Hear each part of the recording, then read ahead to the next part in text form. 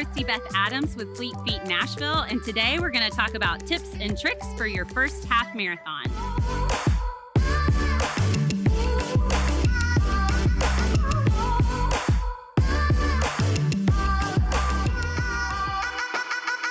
There are many different ways to train for a half marathon, but one of the most important things is getting to race day feeling strong, fit, and injury-free.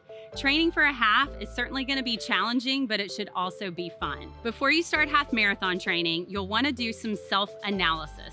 It's a good idea to figure out what your current fitness level is. Are you ready to start that half marathon training plan, or do you need to spend a little bit more time building up your fitness level? If you've run a half marathon before, then you'll have a little bit better of an idea of what pace you need to run to get your PR, what kind of nutrition worked really well for you, and if you need to make any tweaks to your training plan so that you'll have an even better race experience your next go round. If you haven't run a half marathon before, then here are a few things you may want to consider. First off is your goal. I always tell first-time half marathoners that your goal should just be to finish. That is enough of an accomplishment. You may also want to set a time goal just so you can help plan your training around, but most importantly is just getting across that finish line first and foremost. Another thing to consider is what type of race experience do you want to have? Do you want a flat course, a hilly course, big races, more intimate races? What sort of experience do you want to have on race day? And that's how you can pick out the perfect race. Another thing to consider is your lifestyle. So your training plan has to fit with your lifestyle. How many days a week can you train? How many miles a week? Take all that into consideration before you start a training plan, and you'll enjoy it much more and you'll probably be more successful. Do you like training by yourself or in a group better? If you train with a group, then you're gonna have a little bit more accountability to your training plan. Guys, don't start your training until you know you are ready. Here's some ways to know when you are good to go. First off, try to be able to cover 3 to 4 miles continuously. Whether that's a walk run, or run, that's a great distance to start with. I often meet people who are super intimidated by a half marathon, but remember that you don't start with 13.1 miles. You just need to start with a good 3 to 4 mile base. The second thing you'll want is to be sure that you are injury-free. Be sure you are motivated and passionate about this goal that you have set in front of you. Your why is so important, and that's what's going to keep you motivated when training gets tough. If you don't meet those 3 criteria, then maybe give yourself a little bit of time before you pick a race and a training plan. Doing a half marathon is an incredible experience. We know you can do this. Time to gear up. A very key part of training is just making sure that you are comfortable and prepared for your training. Check out our resources to understand proper bra fit, proper shoe fit, and also what socks and technical apparel are going to do for your training. Now it's time to line up your race and your training plan. I like to tell people 10 to 12 weeks for a training cycle. You want to have a fairly structured training plan, but understand that life gets in the way, or you might travel for work. So you want to build in some flexibility so your training doesn't feel rushed and gaining fitness is comfortable and at your own pace. Consider joining a training group. This may or may not be your thing, and that's okay, because part of the beauty of running is how convenient it is. But there are several reasons why I like to encourage people to train with a group. First of all, a training plan on paper can only do so much for you. It's great to have a coach or mentor to answer questions, and if you have to make some adjustments to your schedule, it's nice to have someone other than yourself helping you make those decisions. It's also great for accountability. If you have to meet somebody at a certain time, it's gonna be way easier to roll out of bed early in the morning and get that workout in with accountability. There are training groups all across the country offered at Fleet Feet stores, so if you think a training program might be a good fit for you, you should check it out. Set up each training week properly. You'll wanna find a good plan that has a mix of easy days, long runs, and definitely something that shows that you have some rest days in between some of your hard efforts.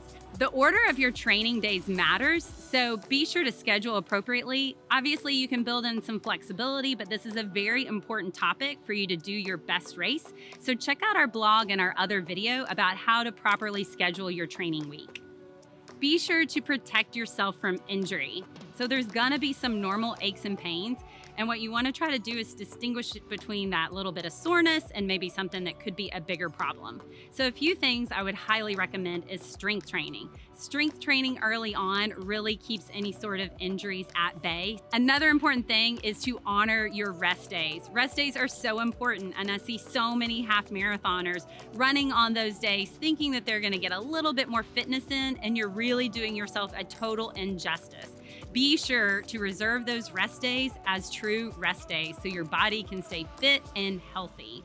Be sure to make time in your training routine for some things like stretching and some self-massage. Spend a little bit of time, just a couple minutes stretching after your workout when those muscles are already warmed up. So if you haven't already, a big thing going back to the gear is making sure you're in the right footwear. Obviously, running is a stress to the body, and you want the shoes to absorb as much of that shock so it's less on your body to absorb. If, though, you do have an ache or pain for more than 2 to 3 days consistently, I highly recommend you take a little bit of time off, and you may want to consult your local running store for some great contacts in the medical field if you need to get a PT or a professional to check out what's going on. Be sure to dial in your plan for nutrition and hydration. A great rule of thumb is to always start a workout hydrated.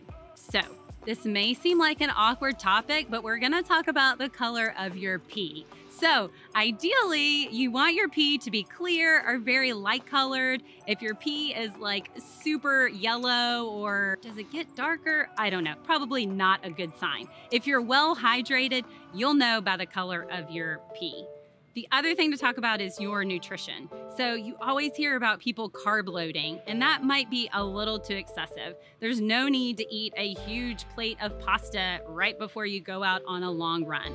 So keep your nutrition simple, especially if you're looking to eat a little something the morning of a run. Think about things like a bagel or a banana, maybe some simple carbs, something that's gonna give you some energy, but it's gonna sit really well on your stomach. When we're talking about nutrition and half marathon training, there's actually 2 different types. There's the food that you might be taking in the morning before your workout or even the evening before. And then there's also certain types of nutrition that you might be taking in during your workout. Either way, you're gonna wanna try to experiment, try different things, figure out what works for your belly. So when you get to race day, nothing is new. And that is the most important part about half marathon training, especially with nutrition, is nothing new on race day. Try everything out in advance, know what works for you, because more than any other topic, this piece is so individualized. And so you want to know what's gonna give you your best performance. Thanks for watching, guys. I hope you enjoyed this video and found it helpful, and I hope you're even more prepared and motivated to run a half marathon. Be sure to give us a thumbs up, and please subscribe to our channel for more how-tos, gear reviews, and be sure and comment down below if you have any questions and comments. And I know I would love to hear from you. What half marathon are you going to train for next? Let us know in the comments below.